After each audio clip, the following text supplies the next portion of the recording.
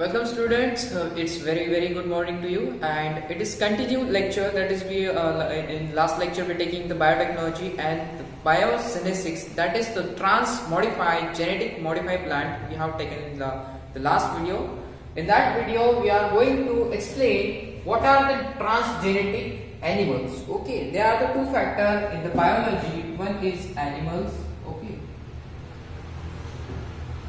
one is animals and other are plants. Micro organism भी होते हैं, लेकिन यहाँ पर उनकी बारे में हम बात नहीं करेंगे. देखो यहाँ पर क्या हो रहा है. तो हमने उस दिन पढ़ा था कि व्हाट आर द ट्रांसजेनेटिक प्लांट्स. मतलब क्या होता था कि हम एक रिक्वायर्ड डीएनए प्लांट्स के सेल में हम डाल देते थे और प्लांट से हमें जो चाहिए वो हम रिक्वायर्ड हम उससे मांगते थे या फिर उनसे बना लेते थे. ठीक है, हम यही फिनोमेनन अब एनिमल्स के साथ करने वाले हैं. ठीक है, बुरा नहीं करने वाले, हमारे ही फायदे के लिए, दैट इज ह्यूमन के फायदे के लिए हम क्या करेंगे, एनिमल्स में नए बैक्टीरियल जो अच्छे वाले डीएनए होते हैं. ठीक है, आपको पता होगा हमारा एक प्यारा सा बैक्टीरिया होता है जिसका नाम है ई कोलाई. आपको पता होगा, नहीं पता तो याद में रखो. ठीक है, ई कोलाई एक ऐसा बैक्टीरिया है जो हमें रेप्लिकेशन कई मिनटों में करके देता है. ठीक है, अगर हम ह्यूमन में इसका इंटरफेरेंस करेंगे तो it's not possible in few minutes. Okay, तो देखो क्या हो रहा है. तो सपोज ये कोई गाय है. ठीक है, गाय कैसे निकालू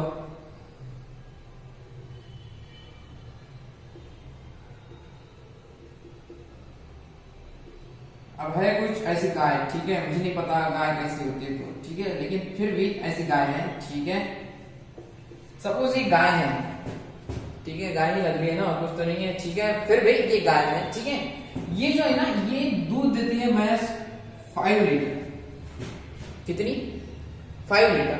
और ये है मदन लाल जो इस गाय का ऑनर है. तो ठीक है, लेकिन ये खुश नहीं है क्योंकि ये गाय तो महज 5 लीटर ही दूध दे रही है. 5 लीटर में हमसे कुछ होने वाला तो नहीं है. ठीक है, अगर हम इस गाय में कुछ ऐसे डीएनए डाल दें जिससे इस गाय का या फिर इस पूरे गाय जो दूध देने वाली है, ठीक है, ये दूध देना उसका 5 लीटर से अगर 20 लीटर होता है सपोज. ठीक है, कितना हो रहा है? 20 लीटर. अगर इस कंडीशन में मदन लाल खुश हो सकता है तो क्यों ना हम इस गाय में ऐसे जेनेटिक मटेरियल डाल दें जिसकी वजह से 5 लीटर से सीधा 20 लीटर प्रोडक्शन हो जाएगा ऑफ द मिल्क. समझ में आ रहा है आपको? अब इसी को हम बोलेंगे एनिमल्स. कौन से?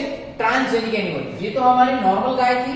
अब इसमें हम क्या कर देंगे, सीधे ऐसे डीएनए डाल देंगे, ऐसे डीएनए पुटअप कर देंगे जो मिल्क का प्रोडक्शन बढ़ा रही हो. तब ये गाय नॉर्मल गाय नहीं रहेगी, तब ये गाय हो जाएंगी transgenic guy, that is transgenic animals. ठीक है, उसी तरह से जिस तरह से हमने प्लांट्स में किया था. ठीक है, चलो अब देखते हैं ऐसे कौन सी गाय होती है. तो और हमें ये क्यों करना चाहिए सबसे पहले. तो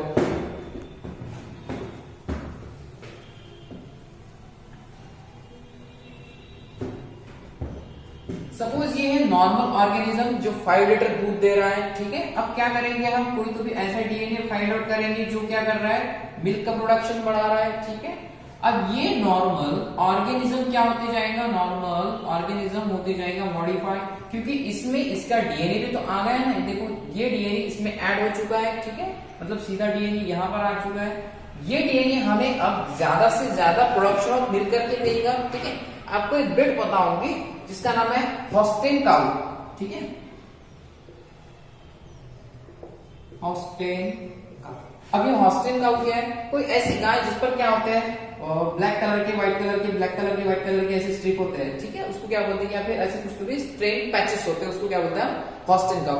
आपको पता होगा ये कम से कम 17 लीटर मिल्क प्रोड्यूस करती है. ठीक है, अगर ये 17 लीटर मिल्क प्रोड्यूस करने वाली अगर गाय हम मगन लाल को थमा दें तो क्या उसका इकोनॉमिक इनकम फाइनेंशियल सपोर्ट उसे नहीं मिलेगा? इसे बिल्कुल मिलेगा. इसी वजह से हमें ह्यूमन के वेलफेयर के लिए या फिर मानव जाति के कल्याण के लिए हमें इस तरह की प्रोडक्शन को मतलब सपोर्ट देना होगा. ठीक है, इसी के लिए हमने यहाँ पर ये डीएनए इसकी अंदर इंसर्ट किया. इसी को हम बोलेंगे रिकम्बिनेंट. ठीक है, रिकम्बिनेंट. अच्छा, रिकम्बाइन मतलब क्या हो रहा है, तो कॉम्बिनेशन तो आपको पता ही होगा. कॉम्बिनेशन मतलब किसी का एक डीएनए दूसरे के डीएनए में हम कंबाइन कर रहे हैं. ठीक है, तो हमने ये डीएनए को क्या बोल देंगे, रिकॉम्बिनेंट डीएनए. ठीक है। अब जाके गाय भी खुश रहेंगी क्योंकि इसको ज्यादा से ज्यादा चारा मिलेगा, क्योंकि पैसे भी तो बहुत ज्यादा आ रहे हैं। और मगनलाल भी खुश रहेगा क्योंकि उससे ज्यादा से ज्यादा मिल्क का प्रोडक्शन करके देगी होस्टाइन काऊ, ठीक है। अब देखो होता क्या है इसमें, क्या हम सिर्फ काऊ को ऐसा बोलेंगे कि ज्यादा से ज्यादा दूध दे? नहीं, हम ऐसे कोई और एनिमल्स फाइंड आउट करेंगे जो हमें ज्यादा से ज्यादा प्रोडक्शन तैयार करके दे सकता है। देखते हो कौन से हो सकते हैं, तो बताओ, तो हमें आप ही बताओ कौन से होने चाहिए जो हमें ज्यादा से ज्यादा प्रोडक्शन दे सकता है, ठीक है। पहले तो हम ये बोलेंगे, अगर यहाँ पर कोई सपोज हेन है, ठीक है, हेन है सपोज, ठीक है, या फिर गोट है, ठीक है, बकरी तो पता ही होंगे आपको, ठीक है। इनका अगर कोई मीट, जनरली हेन और गोट का जनरली मीट के लिए यूज किया जाता है, आपको पता होगा, ठीक है। अगर पहले से नॉर्मल कंडीशन में इनसे मिल रहा है 20 किलोग्राम मीट, ठीक है, तो हम क्या कर देंगे, एक ऐसा डीएनए फाइंड आउट करेंगे जो ज्यादा से ज्यादा मीट प्रोड्यूस करके दे। अब ये रिकॉम्बिनेंट डीएनए यूज करने के बाद, that is rDNA technology use करने के बाद, अगर हमें यहां से 50 केजी यील्ड मिल रहा है, कितना, 50 केजी अगर हमें प्रोडक्शन मिल रहा है, तो ये हमारे लिए निश्चित तौर पर काम की बात है, ठीक है। इस वजह से आप इसको क्या बोलेंगे, इट इज, देखो ये पहले तो नॉर्मल गॉड थी या फिर एनिमल्स था, अब हमने क्या कर दिया, रिकॉम्बिनेंट डीएनए टेक्नोलॉजी से इस नॉर्मल एनिमल्स को एक नए एनिमल्स में कन्वर्ट कर दिया, जिसको हम बोलेंगे ट्रांसजेनिक एनिमल्स। बोलेंगे कि नहीं बोलेंगे, ठीक है।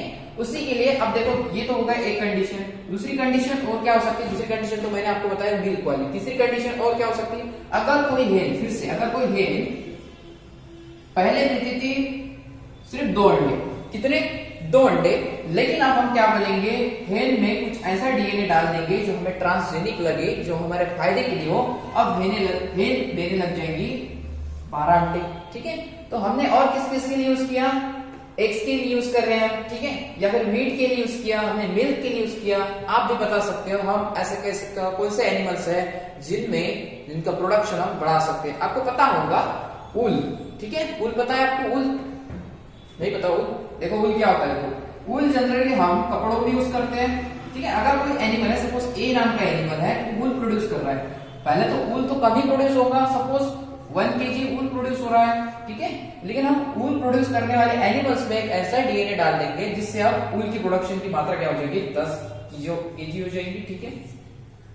इस कंडीशन में हम सारे के सारे एनिमल के साथ एक ही काम कर रहे हैं, जो रिक्वायर्ड डीएनए है, जो यील्ड बढ़ाने वाला डीएनए, उसको इंसर्ट कर रहे हैं। इसी को बोलेंगे हम ट्रांसजेनिक एनिमल, क्योंकि एनिमल के डीएनए के साथ हम थोड़ी सी छेड़छाड़ करके उनको न्यू डीएनए में कन्वर्ट कर रहे हैं, और न्यू डीएनए को कन्वर्ट करके हमें एनिमल की भी मॉडिफाइड स्पेसिस मिल रही है। इसी को बोलेंगे हम जेनेटिकली मॉडिफाइड एनिमल। पहले आपने प्लांट के लिए बोला था जेनेटिकली मॉडिफाइड प्लांट, लेकिन अब ये हो जाएगा जेनेटिकली मॉडिफाइड एनिमल, ठीक है। बाकी का पोर्शन हम नेक्स्ट वीडियो में देखेंगे।